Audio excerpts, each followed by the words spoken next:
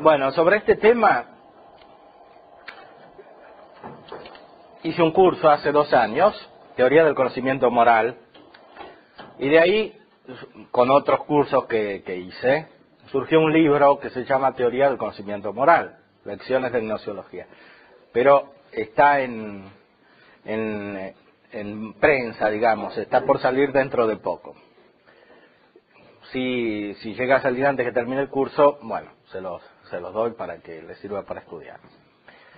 Ahora vamos a tratar la misma temática con algunas variaciones en cuanto a los textos de Santo Tomás que vamos a retomar.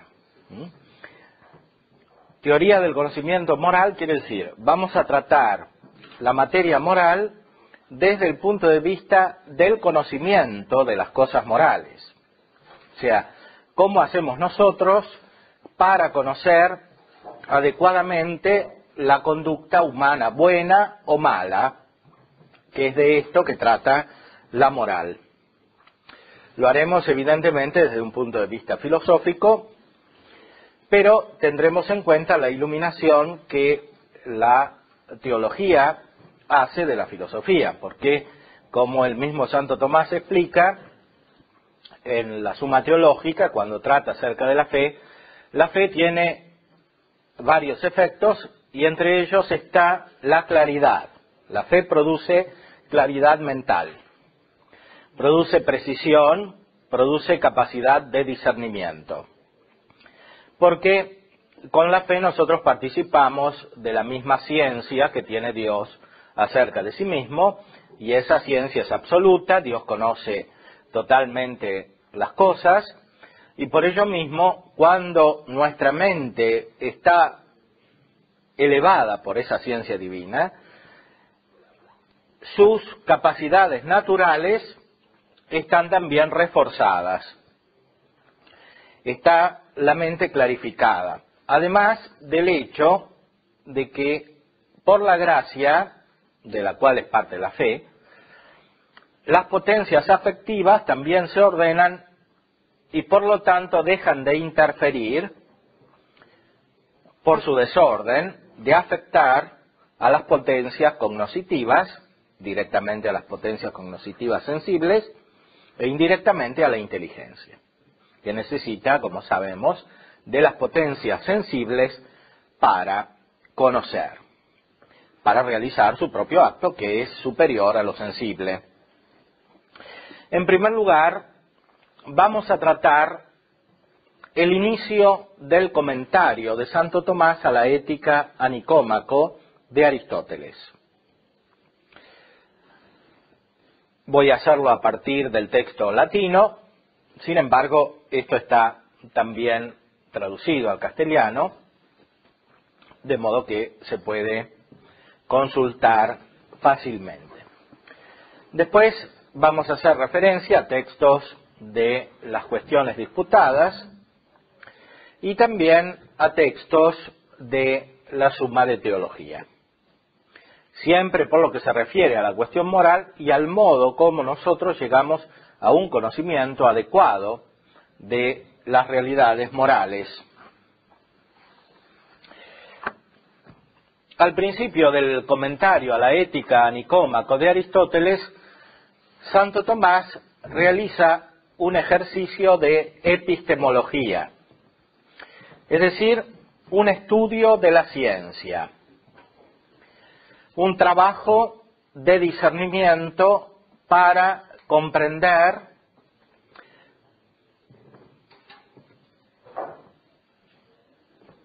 lo propio de cada ciencia a partir de su objeto,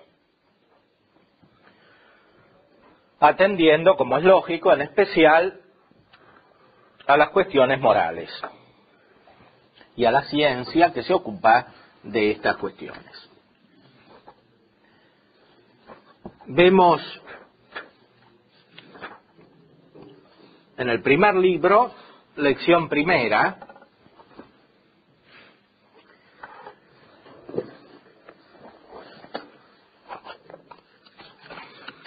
con esto se ve mejor, vamos a ver.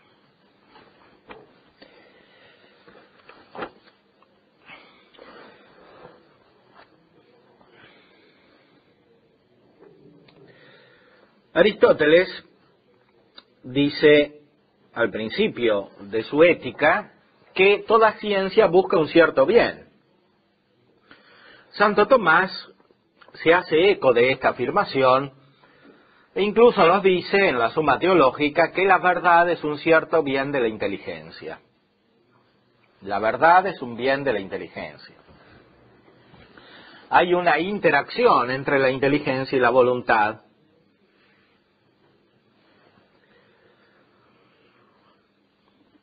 No tendemos simplemente a la verdad para tener este conocimiento de la verdad, sino que este mismo produce una consecuencia en el orden afectivo o volitivo.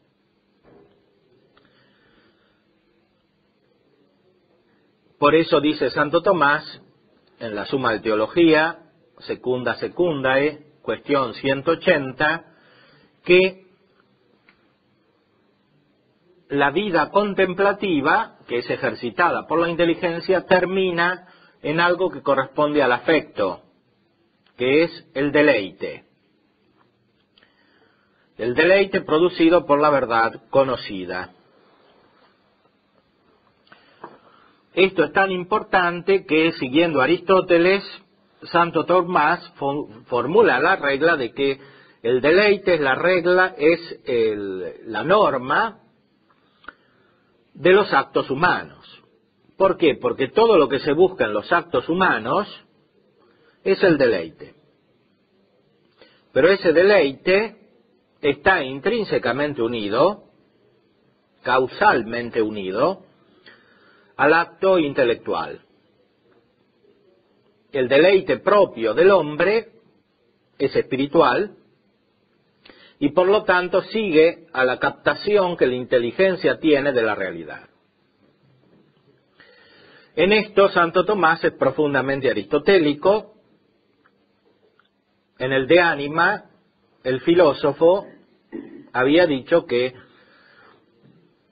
esta misma, el alma, es de algún modo todas las cosas.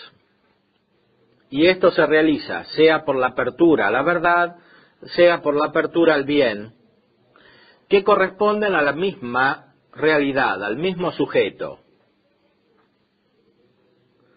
El mismo ente es verdadero respecto del intelecto y es bueno respecto de la voluntad, como explica Santo Tomás en el principio de las cuestiones de veritate, en el artículo primero. La cuestión primera. Veamos entonces, a la luz de estas afirmaciones, el texto del comentario tomista.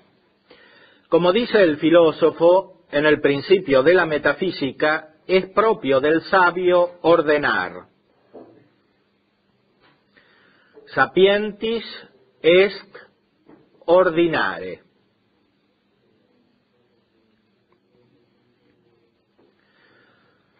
Esto tiene un sentido especulativo y un sentido práctico.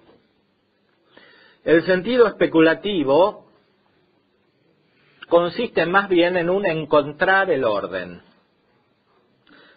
que está dado en la realidad misma, y consecuentemente reflejarlo.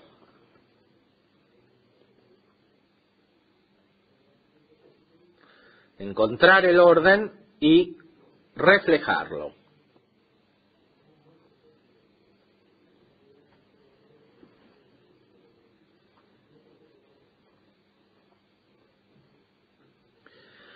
El segundo aspecto es práctico, consiste en poner orden, especialmente en las cosas humanas. Mandar.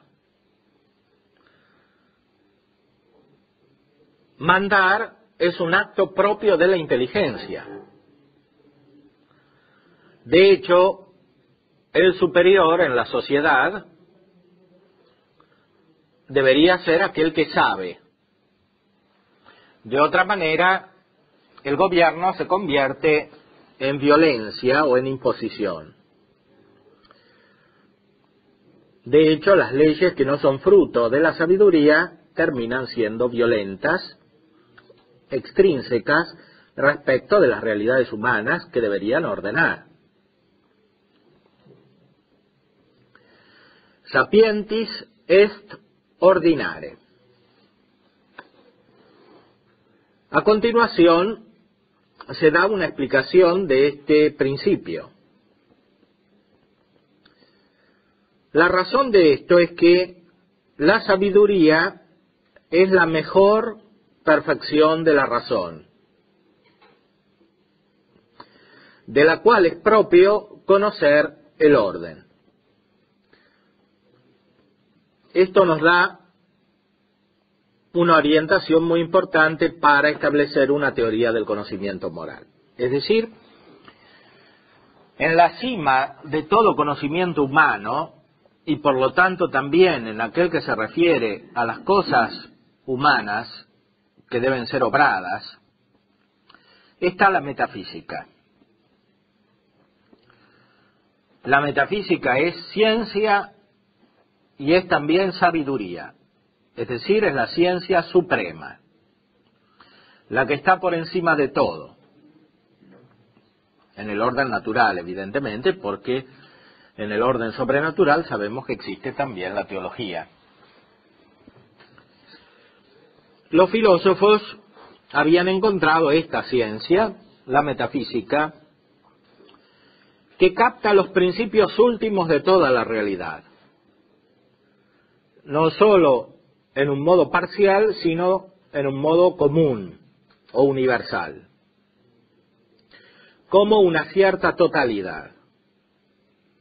Lo parcial se refiere a lo total y por eso cualquier otra ciencia debe referirse a la metafísica como ordenadora. Los principios de cualquier ciencia se asientan sobre los principios metafísicos, que son los principios de toda la realidad considerada universalmente. A su vez, los principios metafísicos derivan de la causa última de toda la realidad, que es Dios, el Creador.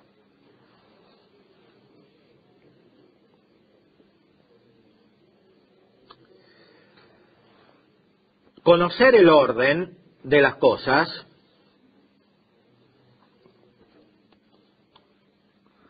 corresponde a toda ciencia, pero sobre todo a la metafísica.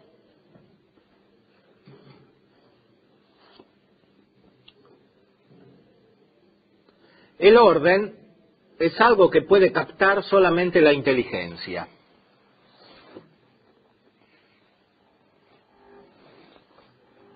No lo puede hacer el sentido. Aunque el sentido, nos dice el texto, capta algunas realidades absolutas, o mejor dicho, absolutamente. Eso quiere decir que con nuestro sentido llegamos a la substancia de las cosas, pero no en cuanto substancia, sino en cuanto que esa substancia tiene ciertas cualidades sensibles, adaptadas a nuestras potencias sensitivas. La inteligencia, en cambio, capta la substancia en cuanto substancia y además capta la relación de esta substancia con otras substancias o con otros accidentes. Dice el texto: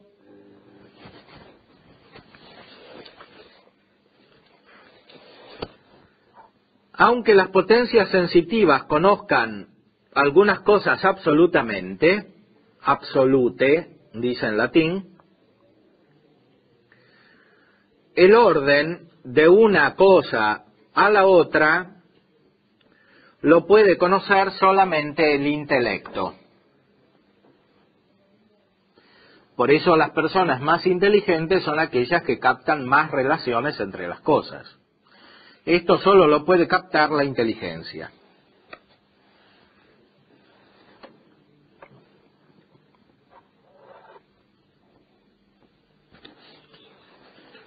o la razón. La razón es la inteligencia del hombre. La potencia cognoscitiva de lo inmaterial se llama propiamente intelecto. Es esa potencia que encontramos realizada plenamente en las sustancias separadas, de las cuales hablaba Aristóteles, y que en el hombre está de una manera imperfecta o participada.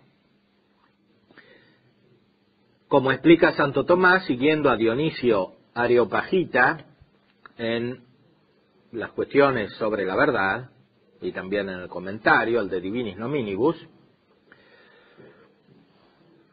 la razón corresponde a un intelecto débil, que es el que tenemos nosotros. Lo propio de la razón es el movimiento y la abstracción.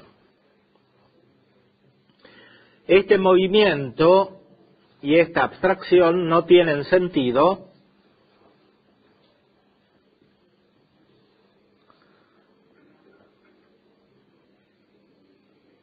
sin algo quieto que corresponde al acto del intelecto cuando es realizado en plenitud, como en los ángeles. El hombre no tiene esta plenitud, pero sin embargo posee una participación de ella. Por eso en el hombre el intelecto es un hábito de la razón. Es como el aspecto más perfecto de la razón,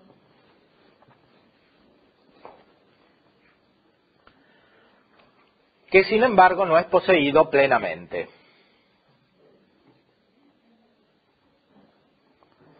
Por ese hábito nosotros conocemos aquello que es fundamental, en el sentido literal del término, en la realidad. Los principios. Los principios de las cosas son fundamentales y por lo tanto son algo quieto.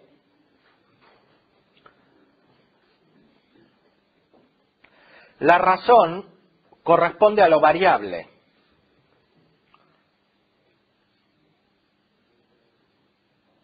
Que es característica del mundo sensible,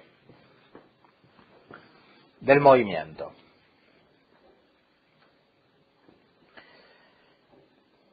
Nuestra potencia intelectiva, por lo tanto, siendo débil, es más proporcionada al movimiento, a la multiplicidad, a la condición cambiante y fragmentaria de las cosas de este mundo sensible. Sin embargo, nuestra razón posee la participación de un conocimiento superior por el cual, en este mundo sensible, puede captar los fundamentos, o sea, los principios. Los últimos principios y más comunes de toda la realidad son los principios metafísicos. El hábito científico por el cual se captan estos principios últimos y comunes de toda la realidad es justamente la ciencia metafísica o la filosofía primera, o como la llamaba Aristóteles, la teología. Porque estos principios últimos dependen de las realidades supremas y últimamente de Dios.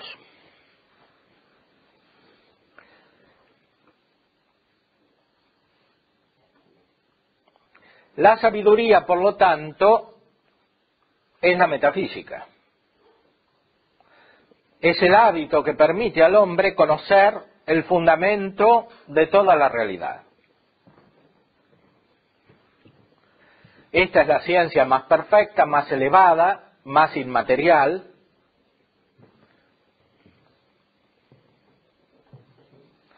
Y es además la ciencia que da la felicidad, por lo menos como puede ser conocida en el orden natural que alcanza la filosofía. Aristóteles decía en el libro 12 de la Metafísica que Dios es feliz es vida, es bien, es feliz. Y esta felicidad corresponde a su acto propio, que es el pensamiento del pensamiento.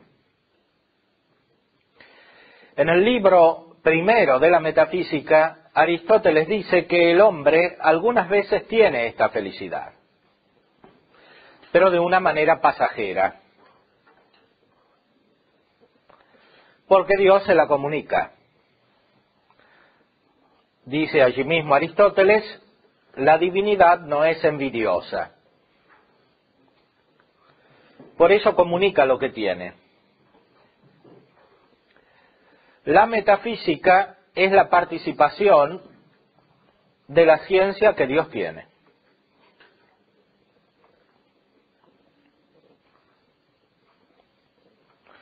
Poseída de una manera imperfecta,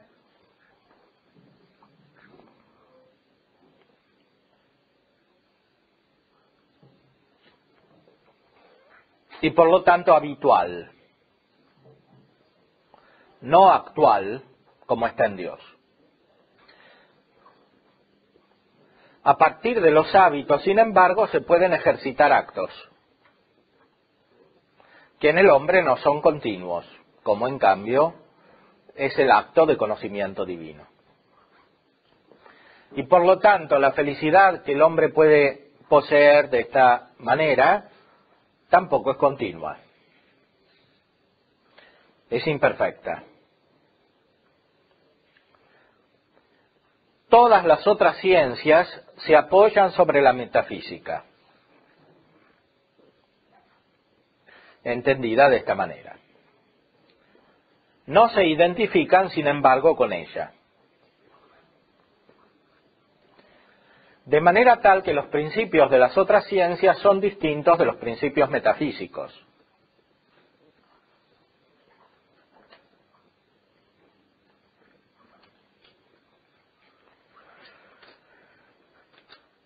Aunque estos otros derivan de los primeros, o se apoyan sobre los primeros.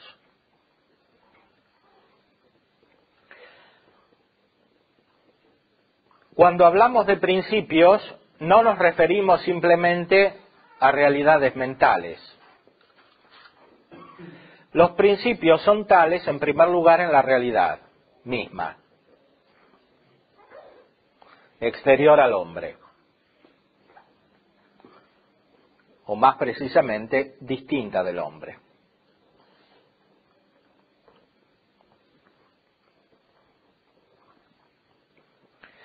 Estos principios son constitutivos de las cosas y por el proceso propio del conocimiento humano, que es abstractivo, llegan a ser presentes también en la mente humana, en la inteligencia.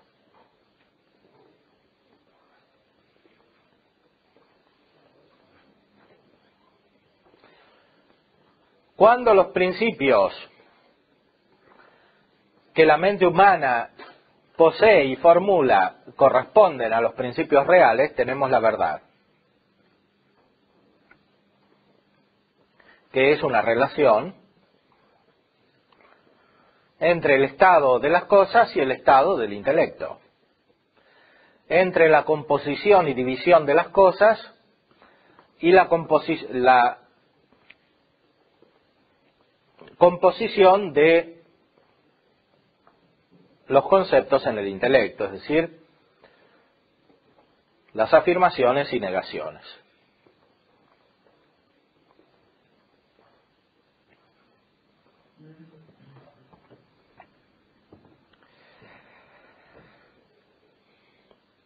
Volvemos al texto. El sentido capta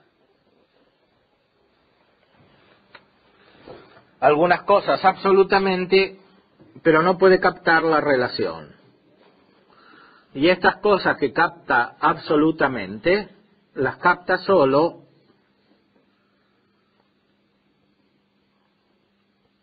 accidentalmente. Es decir, no como su objeto directo. la sustancia, el sentido la capta a través de una cualidad sensible, el color, el sonido, etcétera, pero no directamente. Directamente la puede captar solo la inteligencia. Sí. El sentido común que purifica, ordena los sentidos, es un tipo también de conocimiento, digo, está en el sentido, ¿verdad? Porque no es perfecto. Pero podemos decir que está más arriba de los sentidos, ¿no? Bueno, para Santo Tomás, siguiendo a Aristóteles, el sentido común es facultad sensitiva, por lo tanto tiene órgano material y corresponde a cualidades sensibles. Ahora bien, el sentido común tiene un lugar superior a los sentidos particulares en cuanto es raíz de los sentidos particulares. El sentido común es el sentido fundamental, del cual los otros derivan. Y es por eso que incluso, de manera analógica, puede atribuirse al sentido común una forma de conciencia. La palabra conciencia en sentido pleno corresponde a la inteligencia, por eso quiere decir etimológicamente con ciencia, cum scientia, es decir, tener conocimiento de sí. El sentido no tiene conocimiento de sí intelectual, porque no es intelectual. Sin embargo, de alguna manera imperfecta, percibe su propio acto. Por eso el viviente, de algún modo, el viviente sensitivo percibe que está vivo, aunque no sabe que está vivo, porque eso es solo de la inteligencia. Me permite, podríamos decir que esto, aunque no va referido con el tema de la del conocimiento, Sí. Pero por ejemplo un embrión tiene conocimiento de sí mismo, ¿o no? Aunque porque no tiene, como usted acaba de decir ahora, ¿no? Que no sabe que es consciente, pero tiene esa conciencia. Tiene, claro. Hay un conocimiento y que ya es personal. Bueno, esto es otra cosa. Es decir, este conocimiento del sentido común lo tienen los animales también, porque también los animales tienen sentido común. En el hombre el sentido común está elevado porque participa de la inteligencia. Santo Tomás dice en la Summa Teológica, en la primera parte, que los sentidos son mano del intelecto, como una mano. También dice que el hombre es más perfecto que los animales, porque sí, los animales tienen garras, tienen otras capacidades físicas, pero el hombre tiene la mano, por la cual supera a los animales, porque con la mano se pueden producir artefactos con los cuales se supera cualquier tipo de vida animal. La mano es el símbolo del intelecto participado en una condición inferior. Ahora bien, el embrión no es persona porque tiene sentido común, el embrión es persona porque tiene inteligencia, aunque todavía no puede usar la inteligencia porque no está suficientemente desarrollada la parte sensitiva. Justamente el sentido común no ha desplegado toda su virtualidad en la formación de los otros sentidos. Y por lo tanto no es capaz de producir imágenes susceptibles de un proceso de abstracción, cuál es el que requiere la inteligencia humana. El embrión es persona porque tiene una forma espiritual, porque tiene un alma, y eso se puede conocer de una manera indirecta. En esta época se puede conocer mejor que en otras épocas porque hay mayores instrumentos de observación. En el hombre la forma es una sola, no hay una multiplicidad de formas, y por lo tanto, cuando no hay una discontinuidad en la evolución corporal, se puede concluir probablemente que existe siempre la misma forma de ese viviente. Y si la forma última es espiritual, hay que concluir que sin esta discontinuidad, la primera forma es la misma, también es espiritual. Y por esto es persona. O sea, sustancia individual de naturaleza racional, aunque no ejercite actos racionales.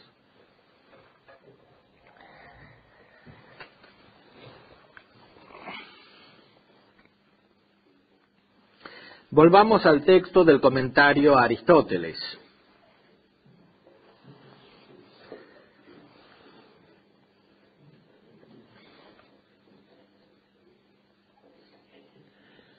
Se encuentra un doble orden en las cosas.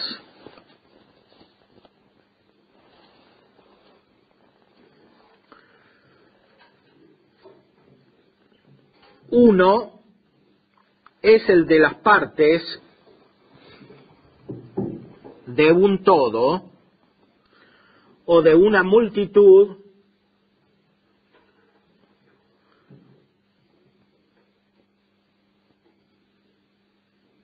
recíprocamente, como las partes de las casas o de la casa se ordenan recíprocamente. Otro es el orden de las cosas hacia el fin.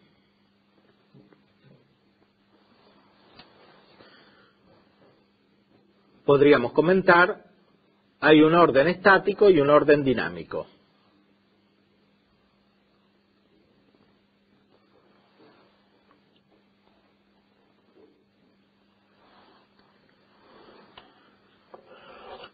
El orden estático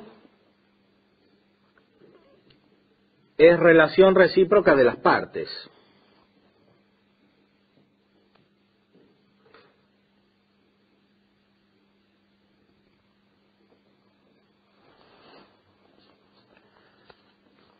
Esta relación recíproca no es exactamente la accidente relación, porque las partes son intrínsecas a la substancia.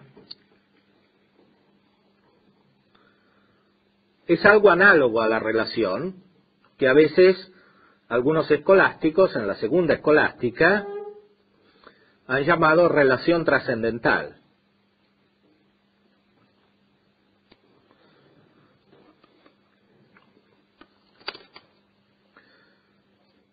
De cualquier modo, analógicamente las partes de una sustancia corporal se relacionan recíprocamente. Una se ordena a otra. Son todas descripciones porque no podemos dar una definición de la relación o del orden, justamente porque es una categoría.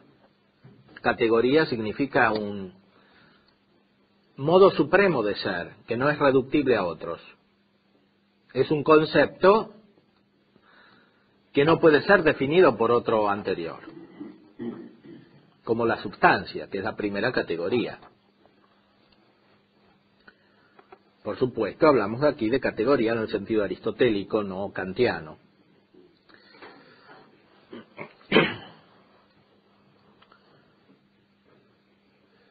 La relación es categoría, por eso no se puede definir. Entre las partes de una sustancia hay un orden o una relación. Pero además, dinámicamente, hay que considerar que entre la sustancia y su perfección, es decir, su fin, hay otro orden, otra relación.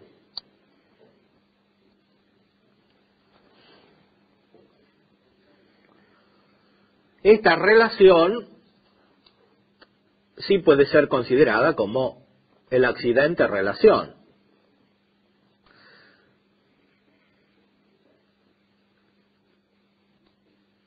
Por ejemplo, la relación entre las sustancias de este mundo y Dios es un accidente real de las cosas y se llama creación. La creación, dice Santo Tomás en las cuestiones disputadas sobre la potencia, es una relación de las cosas a Dios es la relación más fundamental. En cierto modo, anterior a la substancia misma, porque sin ella la substancia no existe.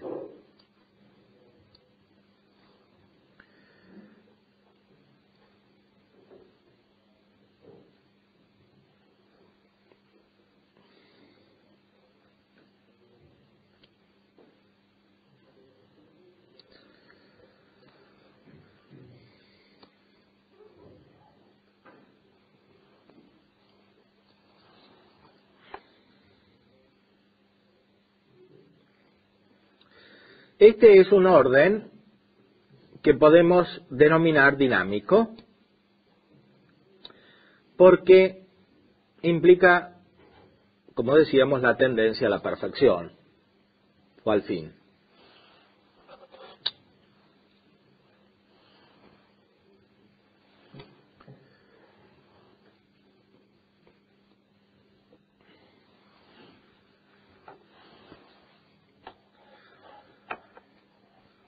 Continúa el texto de Santo Tomás: este orden es principal respecto del primero.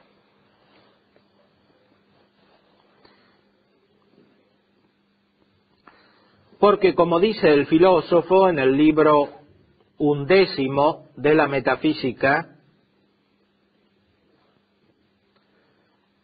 el orden recíproco de las partes del ejército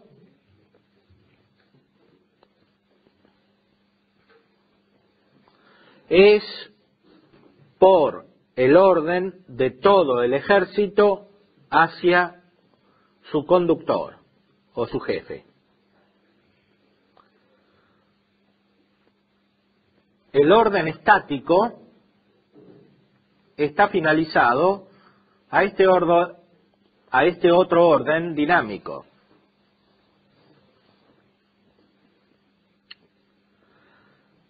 La consistencia recíproca de las partes de la substancia tiene como fin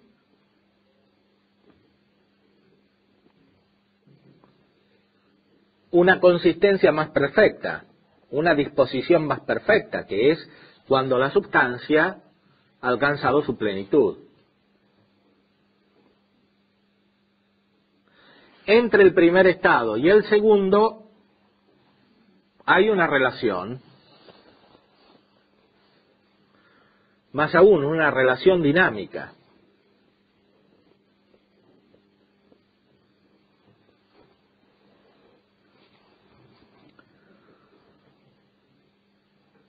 Que llamamos finalidad.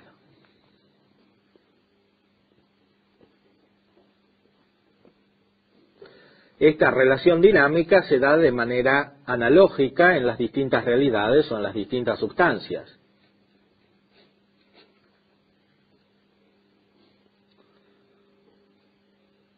Y se da también de una manera común que corresponde a todas las sustancias del universo.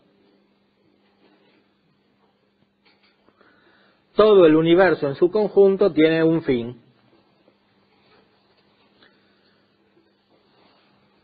que es la perfección divina alcanzada en grados diversos, o sea, recibida y participada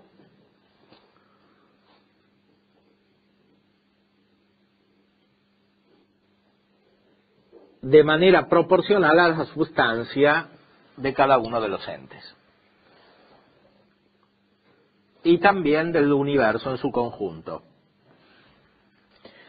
Por eso decimos que Dios es el fin de todas las cosas, no sólo singularmente consideradas, sino universalmente consideradas.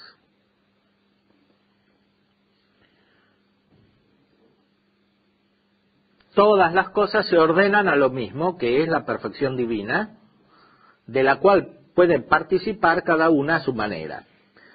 La criatura intelectual participa de una manera superior a las otras, que es propia,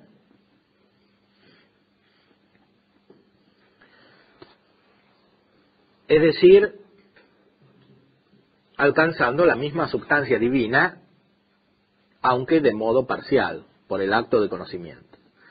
En cambio, las sustancias inferiores no alcanzan la misma sustancia divina como tal, sino solo la participación de su ser.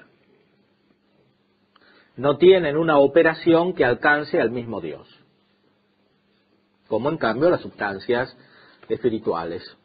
Por eso el hombre y el ángel también es llamado imagen de Dios,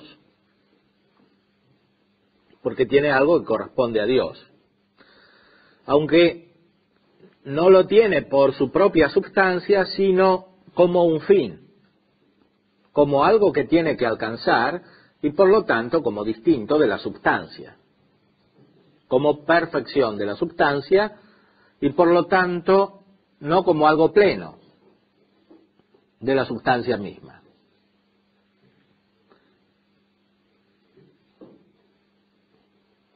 Existe, por lo tanto, una composición metafísica que no puede ser nunca superada y en la que radica la creaturalidad.